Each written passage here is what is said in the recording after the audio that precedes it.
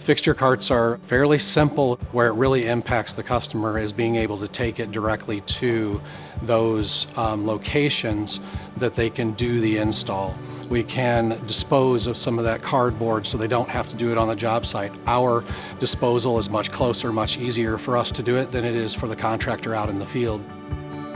We also label and also put a lot of things in there, snapshots of blueprints, cart content, quantities, and as we do those types of things, it makes the contractor have an easier time to understand where those particular fixtures go. But it's sometimes just packaging differently, packaging by a floor, packaging by a room, understanding what they're dealing with in their timelines, that we really align with them to make it where they're not having to touch or move something 4 or 5 times around their own facility,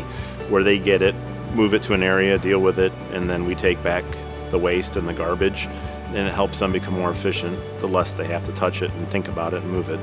We've seen some of the concealed damage go from 4 to 5% of the total overall project down to about 1 to 2% because we're able to see that on the front end and deal with it and return that to the manufacturer and get new prior to it showing up to the customers.